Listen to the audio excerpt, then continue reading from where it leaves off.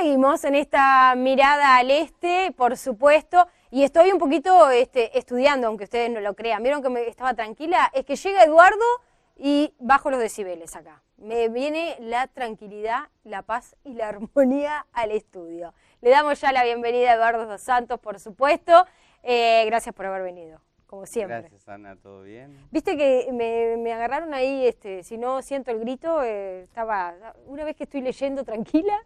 ¿Qué Bien. tema me trajiste hoy? Sí, porque en realidad yo creo que en la cultura, desde ancestralmente, el temor a la muerte está siempre presente, y además cuando hablamos en lo cotidiano con la gente, vemos que es uno de los temas recurrentes que en realidad están, y que de alguna forma venimos con ese temor ancestralmente, dicen los estudiosos, desde la época de las cavernas. Desde la caverna, cuando el hombre de alguna manera veía que un compañero desaparecía,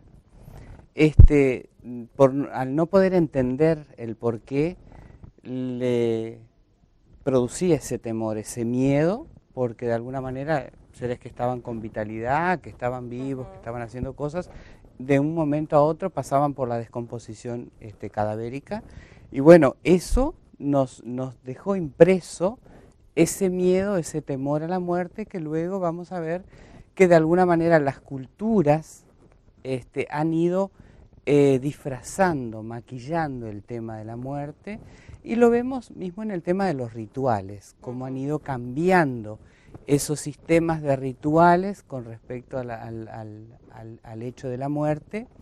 Y si vemos en las pinturas rupestres desde la época de las cavernas, ya de alguna forma se hablaba de ese ritual que se hacía a los espíritus, ya estuvieran cobrándole cosas al hombre en forma de dioses, o de alguna forma comunicándose con aquellos que habían partido. Entonces se hacían diferentes tipos de rituales, algunos bastante violentos, con muertes, incluso hasta muerte de seres humanos en ofrendas, pero luego eso ha ido salvando las diferencias del tiempo, se ha ido perfeccionando, se ha ido cambiando, y hoy nosotros también continuamos con rituales alrededor del tema de la muerte, que es de alguna forma por el desconocimiento que tenemos de la misma, ¿no? Entonces queremos distraernos, queremos disfrazar el tema, y bueno, ves que a veces hasta, por ejemplo, vemos que la gente maquilla al cadáver para darle una mejor presentación. Sí, es verdad. Se hace, viste que tenemos... Sí, por eso, porque le ha tocado. Al ¿no? maquillaje, ¿no? Tenemos a la experta de café de ahí botella. está, tenemos a María del Carmen, la maquillaje. esteticista facial, exacto. Entonces imagínate que el maquillar el cadáver, el presentar todo un determinado ritual frente a la muerte, con el tema de las ceremonias que cambian aparte de acuerdo a los países. En algunos se hace una gran fiesta, como sabemos que en Oriente se festeja la muerte con una liturgia totalmente diferente a la que tenemos, por ejemplo, en Occidente. Entonces todo eso es el atavismo que traemos desde la época de las cavernas, por ese miedo que está intrínseco en nosotros. Exacto. Ahora, si pudiéramos elegir, porque cuando nosotros generalmente nos enteramos de alguna muerte, te dicen, ay, pasó de un sueño a otro.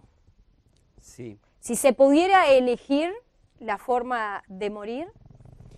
Claro, generalmente tú ves que las personas dicen, me gustaría acostarme y no levantarme más. Ahí está, y ya pasar de un sueño a otro. Ahí está. Exacto. Ahí quedan como que contentos frente, por de que ejemplo, no sufrieron. a una muerte violenta, o a un accidente, que sería una forma de muerte violenta, o a una enfermedad prolongada, por ejemplo, ¿no?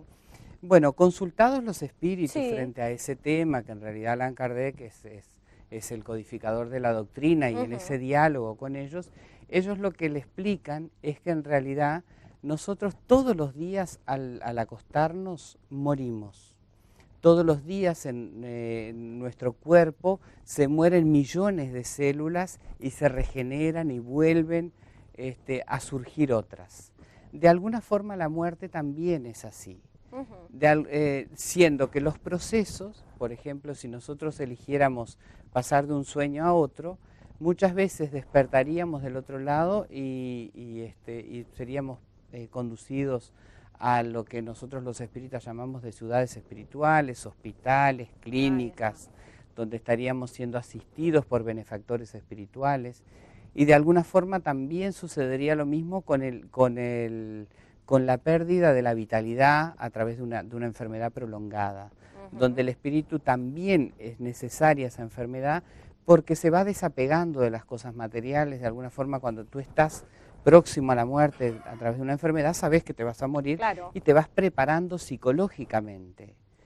En cambio, cuando la persona sufre una muerte súbita, como sería, por ejemplo, un ataque cardíaco o un accidente, muchas veces el espíritu queda en un estado de turbación, que es lo que le dicen a Allan Kardec, y ese estado de turbación puede durar de días, meses o años. Y hay un caso que es muy interesante, que es muy gráfico, que es en la película Ghost, cuando vemos al espíritu, al actor, él desencarna a través de un impacto de bala, el homicida lo toca, él siente en su perispíritu el impacto de la bala, pero continúa. Hasta que llega un momento que reacciona y vuelve y ve a su novia, que estaba con su cuerpo físico, y trata de explicarle, ¿te acuerdas la escena que era muy gráfica? Me acuerdo, Y de alguna forma entonces él ahí empieza todo ese periplo que él realiza hasta ser elevado espiritualmente, ¿no? Pero generalmente eso es muy gráfico porque cuando nosotros morimos de una muerte súbita, no estamos preparados para ello. Entonces no sentimos que perdimos el cuerpo, porque tenemos nuestro doble etérico, el cuerpo espiritual, que es exactamente igual al cuerpo físico. Claro. Entonces, muchos, por ejemplo, personas perversas, personas malignas, sufren además un proceso que cuentan los espíritus que es bastante fuerte, porque ellos tienen que vivir el proceso de descomposición cadavérica de su cuerpo y muchas veces quieren calzarse nuevamente ese cuerpo, quieren que él reaccione y no consiguen que el cuerpo cumpla esas órdenes que el espíritu le quiere dar.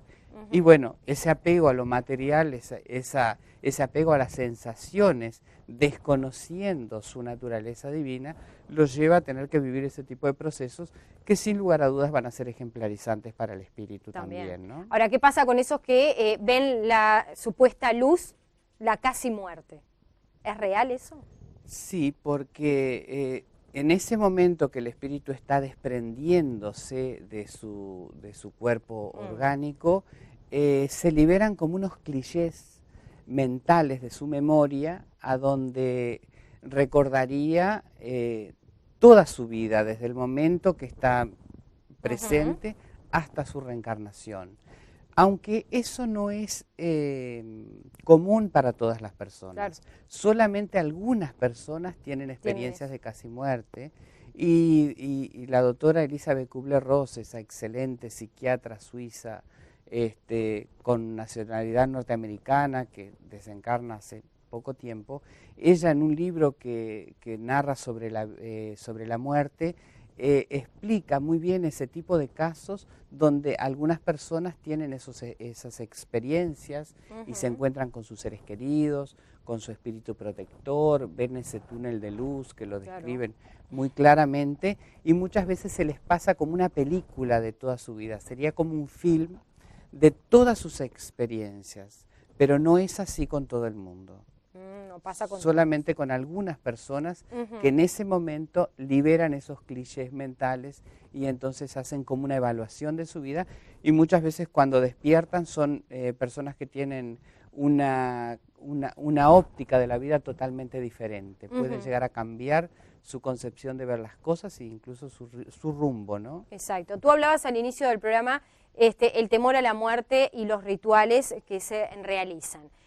Uno dice, bueno, generalmente voy a un velorio, si es algún familiar muy cercano, estoy dando mi opinión, por supuesto, si no, no es, no creo tanto en eso de estar las 24 horas acompañando a algún cajón ahí, ¿no? Pero es mi opinión. En el caso de sepultar o el espíritu, por ejemplo, sepultar o cremar, porque en mi caso, por ejemplo, yo digo cremar. Claro, eso también... No es tanto, o sea, ese ritual del velorio y el cementerio no me gusta para nada, por ejemplo. La inhumación de los restos en nuestra cultura occidental generalmente pasa por el tema de enterrar el cadáver en la tierra o depositarlo en nichos. Es algo que es muy común en nuestra sociedad occidental. Ya en la parte oriental, más bien los budistas y toda la parte de la India, ellos son muy afines con la cremación. Y la cremación por una parte higiénica y por una parte que además ellos consideran que al quemar el cuerpo liberan el espíritu. Ahí está. Ahora, psicológicamente, Divaldo Pereira Franco explicaba que el espíritu tiene que estar preparado para ese trance, tanto de una forma u otra, porque si tú, por ejemplo, sos una persona materialista, apegada a las cosas materiales y ves tu cuerpo descomponiéndose en el fuego, en las llamas o en un horno, seguramente psicológicamente va a ser muy impactante y muchas veces el espíritu puede enloquecer. Ah, mira. Y puede llegar a traerle perturbaciones. Peor. Claro, muy serias del otro lado. Por eso la recomendación es que nosotros meditemos sobre la muerte, que es algo natural, es un proceso que todos vamos a vivir, porque desde el momento que nacemos sabemos que dentro de nuestra condición orgánica nacemos, crecemos, vivimos y vamos a morir. Es natural de la ley y no sabemos cuánto tiempo puede llegar a demorar ese proceso, pero vamos a tener que pasarlo. Claro. Entonces la recomendación de los espíritus es que nosotros siempre nos preparemos, que meditemos sobre el tema, que hablemos sobre la muerte de una manera mucho más natural, porque de esa forma, cuando tengamos que elegir la forma de exhumar nuestros cadáveres, va a ser de alguna manera como muy natural, como un proceso que ya estamos psicológicamente preparados y no nos va a impactar como sería el desconocimiento del hecho, ¿no? Yo te decía del velorio porque generalmente uno va a los velorios y entre que hay un grupito que está chusmeando de cualquier otra cosa menos lo que, ¿no? Hay otro que está haciendo cuentos, o sea, son diferentes etapas que les pasa a todos, yo porque lo digo públicamente, pero pasa generalmente eso. ¿Y eso qué? ¿Falta de respeto al muerto? En realidad, el espíritu que está allí está viviendo un proceso que es bastante complejo porque es dejar ese cuerpo, que es un proceso que lleva determinadas horas, tiene que reabsorber su energía vital y de alguna manera desprenderse de ese cuerpo que lo llevó durante toda su vida. Entonces, cuando aquellas personas que están en el velatorio comienzan a hablar de cosas intrascendentes que no tienen nada que ver, tendríamos que tener una conducta social y de respeto hacia la familia enlutada y además hacia el espíritu que está allí.